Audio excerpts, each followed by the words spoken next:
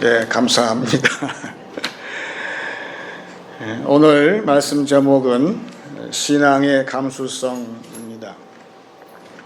감수성은 내 주변의 상황을 내가 파악할 수 있는 능력을 이야기를 합니다. 센스가 있다는 말도 보통 하는데, 물고기 가운데 메기라는 놈이 있어요. 메기는 감각돌기가 25만 개가 있대요. 그래서 깜깜한 그 물속에서도 한번 싹 지나가게 되면 그 주변에 뭐가 있는지 다 안다는 거예요. 과연 예수님은 우리 성도들한테 무엇을 요구하실까? 우리가 난해하게 생각하고 있는 마태복음 24장, 25장에 예수님의 재림에 대해서 나오는 부분. 우리 이전에는 목사님들이 재림 설교를 많이 하셨어요. 근데 우리는 굉장히 어려워하고 있죠.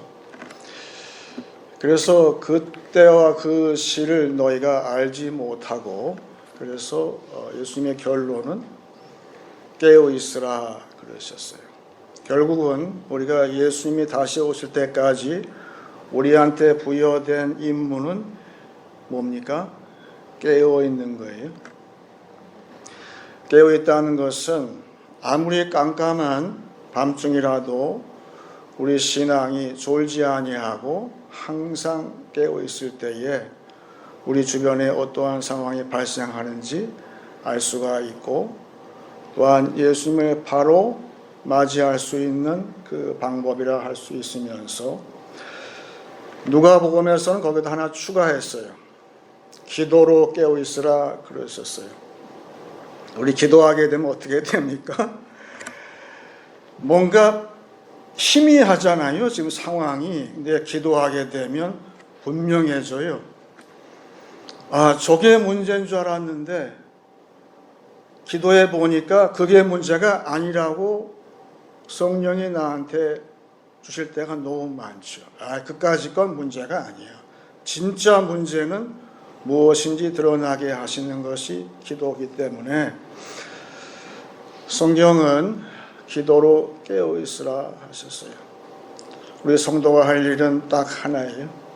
기도로 우리의 감수성을 항상 예민하게 가져가는 것이 가장 중요하다.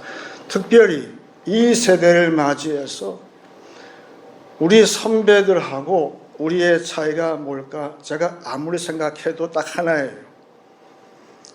우리 선배들은 감수성이 충만했어요. 근데 우리한테는 지금 감수성이 막 떨어져 가고 있어요. 그 감수성을, 신앙의 감수성을 떨어뜨리는 장본인이 딱 두 가지인데, 하나는 돈이에요. 물질이에요. 또 하나는 편리성이에요. 지금 세상이 어떻습니까? 지난주가 6.25 사변 때 기념일이었죠. 우리 아이들한테 우리 6.25 지나고 나서 먹을 게 없어서 고생 많이 했다. 그러면은 하는 말이 왜 라면 먹지 그랬어요? 편리성, 돈. 근데 성경은 그거에 대해서 가장 대표적으로 이야기를 하는 것이 게하시라는 사환이 있었잖아요. 그 스승은 엘리사죠. 또 그 스승은 엘리야였어요. 말하자면 엘리야는 신앙 1세 우리 선조들이었어요. 근데 우리 엘리사 때에는 오히려 감수성이 더 충만해서 갑절의 능력을 발휘했어요. 교회가 말하자면 부흥됐어요. 그런데 제3세대라고 할 수 있는 게하시가 되게 되면 게하시 때는 아닌 거예요. 물질의 유혹이 있어요. 그래서 유명한 사건이 나만 장군이 이제 고침받았죠. 나병이. 기도의 사람 엘리사는 벌써 아는 거예요. 이거 돈 받으면 안 된다. 그래서 돈을 거부했잖아요. 물질을 거부했어요. 그런데 이 게하시 라는 사화는 그 돈의 유혹에 끌려갔어요. 그래서 돈을 받죠. 물질을 받죠. 그때에 성경 열왕기하 5장 26절에 이렇게 말씀하고 있습니다. 이것이 엘리사의 경고죠. 이것은 곧 우리 신앙의 2세가 3세한테 해줘야 할 일이라 생각이 되면서 엘리사가 이르되 한 사람이 수레에서 내려 너를 맞이할 때에 내 마음이 함께 가지 아니하였느냐. 지금이 어찌 은을 받으며 옷을 받으며 감람원이나 포도원이나 양이나 소나 남종이나 여종을 받을 때이냐. 그러므로 나만의 나병이 내게 들어 내 자손에게 미쳐 영원토록 이르리라 하니 게하시가 그 앞에서 물러나올 때 나병이 발하여 눈같이 되었더라. 끔찍하죠. 만약에 우리가 우리 다음 세대한테 이런 저주를 퍼붓게 되면 어떻게 됩니까? 근데 잘 보게 되면 저주를 퍼부었어요. 그런데 나병이 발해서 온몸이 전체가 다 하얗게 되었다고 그랬어요. 레위기에 의하게 되면 그것은 이미 나병이 다 나았다는 뜻이에요. 그냥 경고일 뿐이에요. 게하시는 그 다음에 그 병이 유전이 안 됐어요. 근데 경고는 받았어요. 우리가 자식을 체벌을 해야 됩니까? 해야 되죠. 아무리 체벌을 해도 자식이 안 죽어요. 죽나요? 절대 안 죽어요. 근데 체벌을 하라고 말씀하고 있는 거예요. 그러므로 해서 우리는 그런 전혀 감각이 없는 교회, 그거는 문둥병 교회라고 우리는 들었어요. 우리는 감각이 있나요?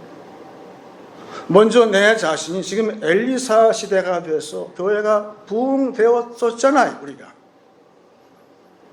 문제는 우리가 제2세, 3세한테 신앙을 전수해야 할 지금 시기에 왔어요. 우리 교회의 문제는 신앙이 전수되는 것을 우리가 제대로 하고 있느냐가 문제예요. 전수가 안 되면 교회는 없어요. 그런데 우리가 말씀대로 이 신앙의 감수성을 전수할 수만 있다면 얼마나 좋을까. 근데 대개 우리가 느껴야 할 것은 이것이 과연 은혜의 상황인지, 지금 내한테 벌어지고 있는 이 상황이요, 이게 은혜의 징조인지 아니면 그렇지 않은 건지를 구분할 수 있는 능력이 나한테 있느냐가 문제예요. 그 톨스토이의 짧은 소설이 있는데 그 중에 하나 세례받은 아이라는 소설이 있어요. 이 아이는 어려서부터 세례를 받고 신앙생활을 했어요. 그런데 고민이 하나 있어요. 내 안에 있는 이 악, 그리고 이 세상에 있는 악을 어떻게 하면 없앨 수 있을까? 그 고민을 계속 평생 해요, 이 사람은. 고민이, 그 숙제가 안 풀려요. 그러다가 나이가 들어서 한 나이가 많은 그 사제를 만나요.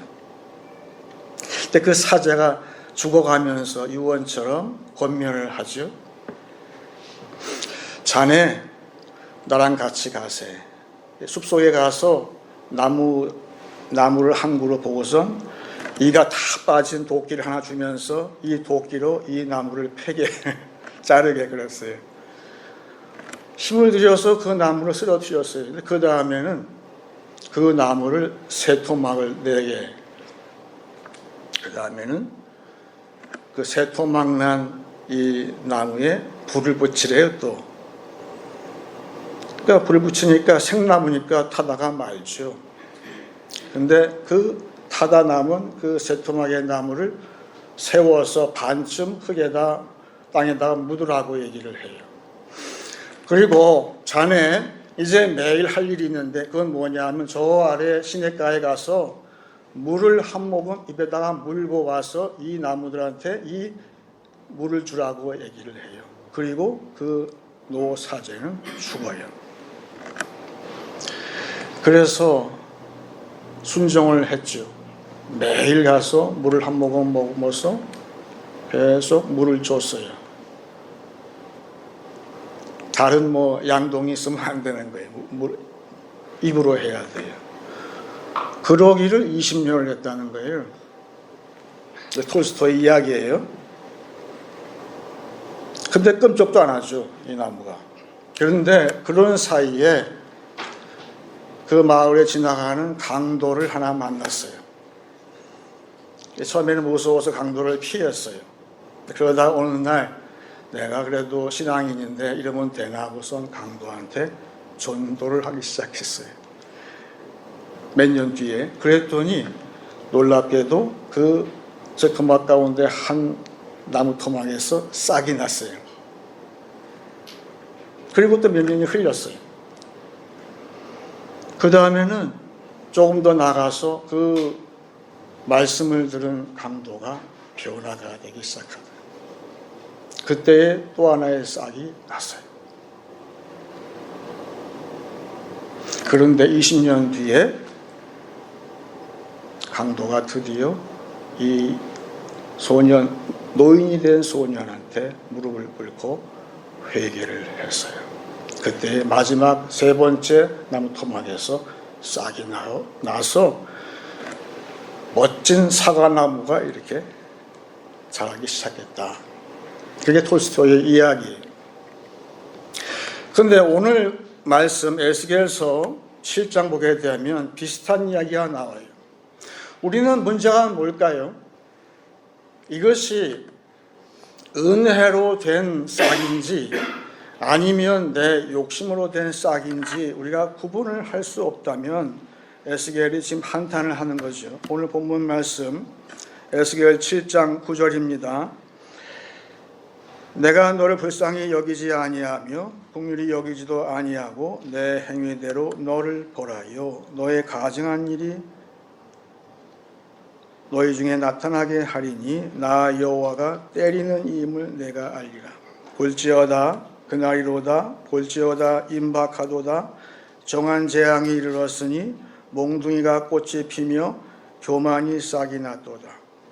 포악이 일어나서 죄악의 몽둥이가 되었은즉 그들도 그 무리도 그 재물도 하나도 남지 아니하며 그 중에 아름다운 것도 없어지리로다.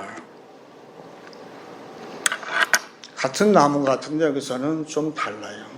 히브리 말에서 여기서 나온 말은 몽둥이라고 되어 있어요. 시편 23편에 다윗이 노래한 것 가운데에서 주의 지팡이와 막대기가 나를 안위하시나이다 그랬어요. 그때에는 이 지팡이가 하나님께서 나를 지도하시고 또한 나를 안위하시는 위로하시는 막대기. 여기서 그게 아니라 몽둥이래요. 우리가 어렸을 때에 곤봉 체조했잖아요. 곤봉. 손잡이가 있는 곤봉. 이게 영어로 클럽인데 그것은 원래가 경찰이 시위 진압할 때 쓰는 것이 곤봉이 어떤 무기죠. 근데 놀랍게도 에스겔이 보니까 그 곤봉을 가지고 때리는 분이 하나님이라고 지금 말씀하고 있어요. 그걸 우리가 구분할 수 있어야 돼요. 이것이 은혜로 나한테 이게 인내로 싹이 핀 건지 아니면 하나님께서 나에게 드시는 매인지 같은 싹같이 보이죠. 그런데 욕심이 잉태한 즉 죄를 낳고 죄가 장성한 즉 사망을 낳을 때 꽃이 피었어요. 우리는 보통 감자가 싹이 나고 잎이 나고 묵지바 금방 하잖아요. 이렇게 금방 물질의 유혹에 욕심에 그리고 또한 편리주의 때문에 금방 이렇게 싹이 나는 것을 우리가 보고서 마치 아론의 상란지팡이처럼 오늘 우리 교회에 은혜의 싹이 폈다라고 내가 본다면 나는 감수성이 제로인 거예요. 여러분, 우린 다 은혜를 사모합니다. 근데 그 은혜가 오래 걸린다면 어떻게 하실래요?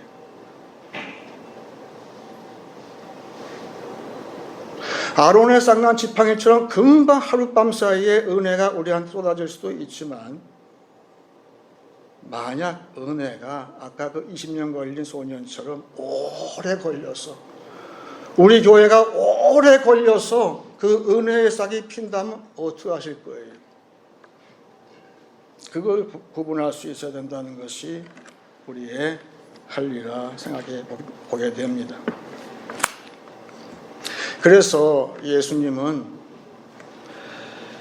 이것이 교회가 혹은 내 개인적인 신앙이 감수성이 있나 없나를 알 수 있는 척도를 말씀하신 적이 있어요. 그것이 마태복음 12장 41절입니다. 심판때에 니느웨 사람들이 일어나 이 세대 사람을 정죄하리니 이는 그들이 요나의 전도를 듣고 회개하였으니 이거니와 요나보다 더 큰 이가 여기 있으며 심판때에 남방여왕이 일어나 이 세대 사람을 정죄하리니 이는 그가 솔로몬의 지혜로운 말을 들으려고 땅끝에서 왔음이거니와 솔로몬보다 더 큰 이가 여기 있느니라. 마지막 때에 우리가 하나님 앞에 다 쓸 거예요. 내가 섰어요. 지금 우리 교회가 섰어요. 그런데 심판 때에 니느웨 백성이 같이 내 옆에 선다는 뜻이에요. 예수님 말씀은. 그러면서 너희는 참 희한하다. 우리는 요나의 전도를 듣고 우리는 회개했는데 너희는 회개를 모르는구나. 그렇게 증거한다는 거예요. 심판 때에 남방여왕이 옆에 쓴다는 뜻이에요. 그거 이상하다. 우리는 말씀을 듣기 위해서 그 먼 길을 마다하지 않고 왔는데 너희는 그렇지 않은 것 같다. 이렇게 증거한다는 거예요. 무슨 말일까요? 예수님 당시에도 교회가 감수성이 막 떨어졌어요. 아예 사라져 버렸어요. 그런데 교회가 감수성이 떨어지게 되면, 사라지게 되면 대신 발달되는 감각이 있는데 그것이 뭐냐 하면 이적과 기사를 구한다는 거예요. 예수님한테도 그랬어요. 당신이 우리한테 보여줄 수 있는 게 뭔데 한번 보여줘봐. 그런데 예수님 말씀은 내가 너희 세대, 음란한 세대에 기적을 안 보여주겠다고 하시면서 지금 말씀하신 것이 이 부분이에요. 무엇이 기적일까요? 예수님은 교회를 깨어나게 하는 유일한 방편이 말씀이라고 했어요. 요나보다 더 크다는 뜻은 사람이 아니라 요나의 메시지보다 더 큰 메시지가 여기 있느니라.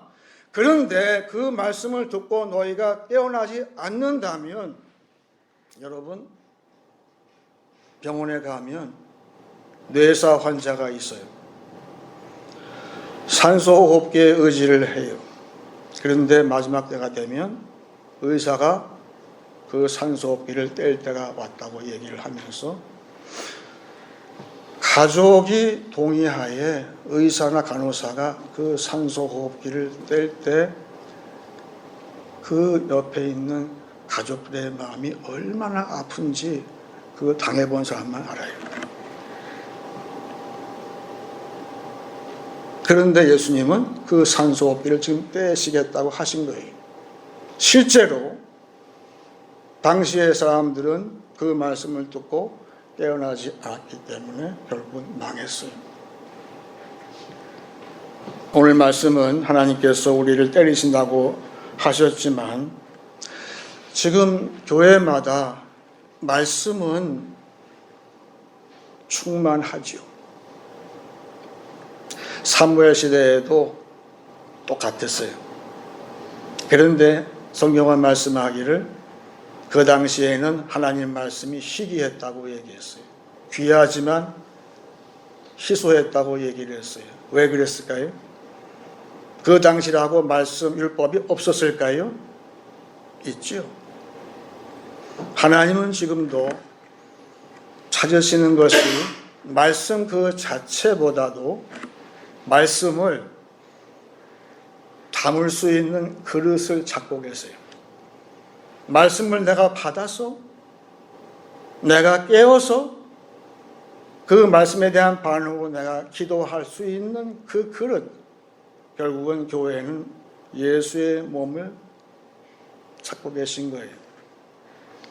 우리 교회한테 바라시는 것은 그 말씀을 받고 깨어나는 그런 몸을 찾고 계신 거예요. 그런데 여러분, 우리가 할 것은 그 사무엘은 딱 사무엘 한 사람 덕분에 이스라엘 전체가 그 다음에 부흥이 됐잖아요. 그런데 그 사무엘을 어떻게 낳았나요? 한나가 기도로 낳았잖아요. 한나가 보통 기도로 낳았나요? 많은 고난 속에서 낳았잖아요. 학자들의 말처럼 그 한나는 우리의 교회를 이야기한다는 말이 맞는 거예요. 그런데 한나는 그 힘든 상황에서 길을 쓰고 기도를 했어요. 그래서 말씀을 받아요. 기도 중에 한나는 절망하지 마라. 내가 너한테 아들을 주마. 네가 아들을 낳을 것이다. 그게 사무엘이에요. 여러분, 지금 우리가 할 것은 모든 어려움 가운데에서 이 한나처럼 기도의 줄을 놓지 않는 한나의 기도는요, 교회가 살아나기 위한 몸부림이에요. 기도할 때에 내 주변의 모든 상황을 내가 파악할 뿐더러 기도하게 되면 이게 열리잖아요. 하나님의 비전이 열리는 거예요. 내가 지난밤 주님을 배웠으니 국금 이루어지리로다. 보는 거예요. 하나님께서 그 비전을 계시해 주시는 거예요. 그런 감수성이 열리기 위해서 우리한테 고난을 주시는 거예요. 여러분, 쉽게 포기하면 안 되는 거예요. 왜? 이것은 우리 교회 문제만이 아니라 우리 신앙 2세의 사활이 달린 문제예요.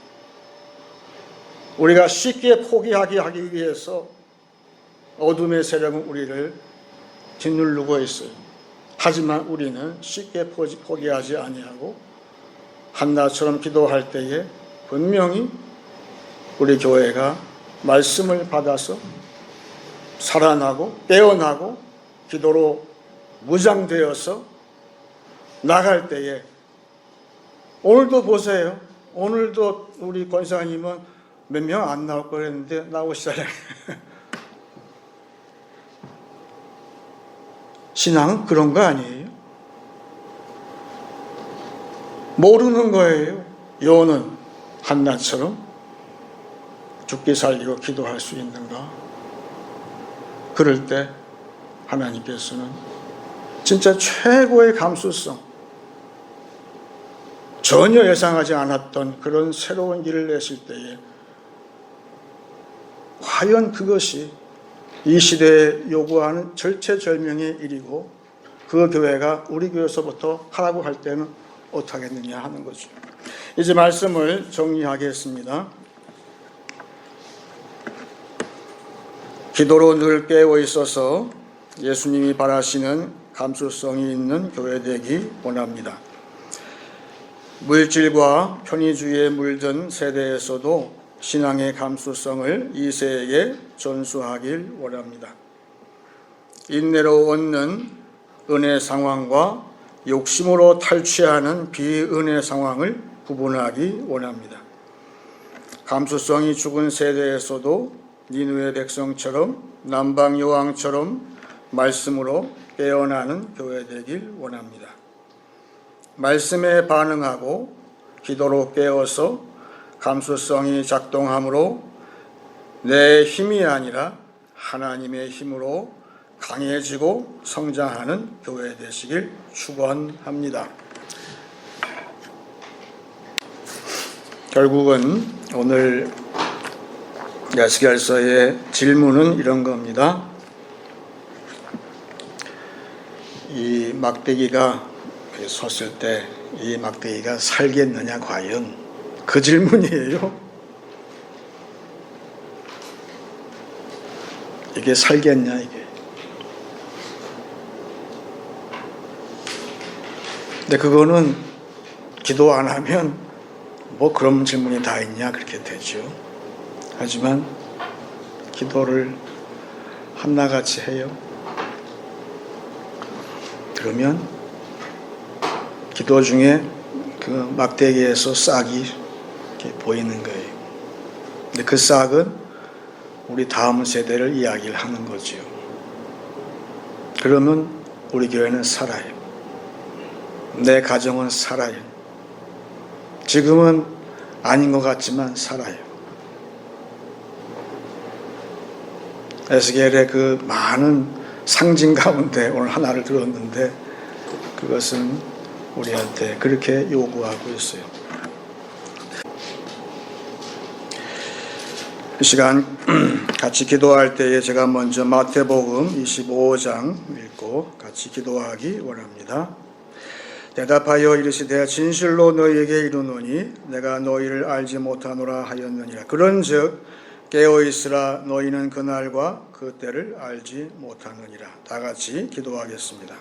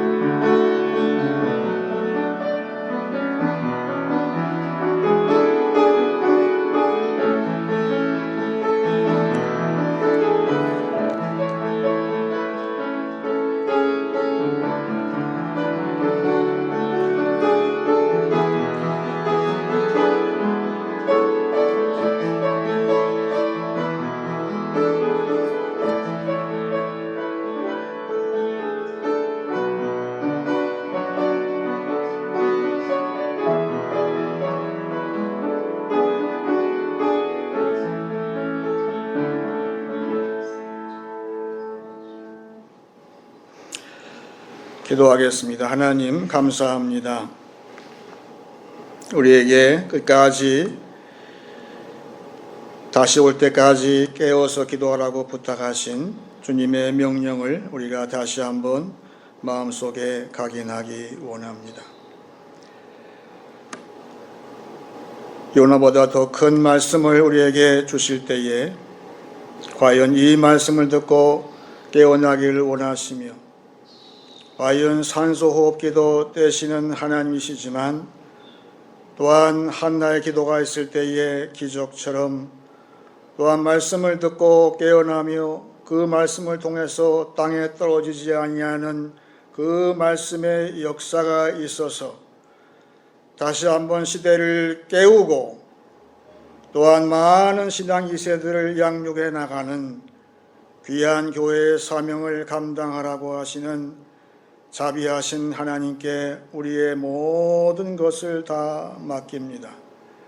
우리의 하나하나 우리의 모든 욕심 모든 것 다 편리성 물질적인 유혹 이 모든 것을 다 내려놓아 싸우니 주여 주의 뜻대로 사용하여 주시되 먼저 내 자신서부터 하나님 깨어나는 신앙으로 되어서 우리 세계 이 신앙을 바로 전수하는 나의 사명들을 감당할 수 있도록 이 시간 축복나리여 주시옵소서.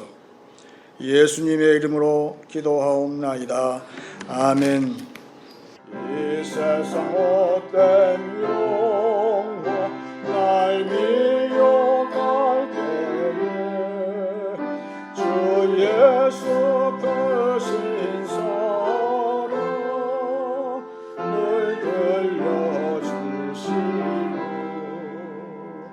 천국에 빛난 영광 내 눈에 비칠 때 주 예수 크신 서로 못 들려주시고 나 항상 듣던 말씀 나 항상 듣던 말씀 주 예수 크신 사랑 못 들려주시고 기도하겠습니다. 하나님, 좋으신 하나님, 오늘 우리 하늘교회 성도들 이 자리에 나와서 하나님 앞에 정성스럽게 예배와 간절한 마음을 호소했습니다. 우리의 기도가 비록 연약할지라도 우리의 중심을 살피시는 하나님, 오늘 저들의 마음속 심령 깊은 곳에 인간이 줄 수 없는 깊은 위로를 주옵소서. 하나님, 과연 나병을 선포할지라도 그것은 우리를 잘되게 하심 경고요 싸우니, 또한 산소호흡기를 뗀다고 위협할지라도 그것은 결국은 우리를 깨워서 기도하는 한나의 기도를 하게 하셨으며 싸우니 감사합니다. 하나님, 저희를 홀로 두지 아니하시고 또한 우리가 약해 보여도 하나님, 우리는 절대 약하지 아니하고 하나님만 의지하고 나갈 때에 이 세상 모든 조건이 모든 주변 상황이 악해 보일지라도 한나처럼 용기 있게 끝까지 기도하는 자에게 신앙의 감수성이 충천하여서 하나님, 드디어는 막대기에서 싹이 나는 귀한 역사가 있음을 볼 때까지 저희가 기도 공동체로 하나님 다시 모일 수 있도록 우리 마음에 불을 붙여 주시기를 원합니다. 기도 외에는 살 길이 없음을 알고 모든 것을 기도에 전념할 수 있는 하나님의 능력의 불이 우리에게 임하게 하여 주시고, 또한 우리가 나가서 살 때에 하나님의 제사장 된 사람으로서 섬겨야 할 가정과 모든 직장 가운데에서 오늘 예배에 하나님을 섬겼듯이 저들을 약한 지체를 섬길 수 있는 귀한 능력의 하나님 손과 발 되도록 역사하시고, 그러기 위해서 우리 가운데 지체 가운데에 아픈 지체가 있으면 이 시간 깨끗하게 만져주셔서 낫게 하시고, 그래서 불 받아서 하나님, 과연 하나님의 은혜의 불을 받아서 하나님 이제 뛰고 또 뛰어도 피곤치 아니하는 새로운 세포로서 거듭남으로 말미암아서 나만의 모든 피부처럼 깨끗하게 나음받는 역사로 이끌어 주시옵소서. 지금은 우리 주 예수 그리스도의 은혜와 하나님의 사랑과 성령의 역사하심이 하늘교회에 나온 성도들 모리모리 위에 이제로부터 영원토록 함께 하시기를 간절히 축원하옵나이다.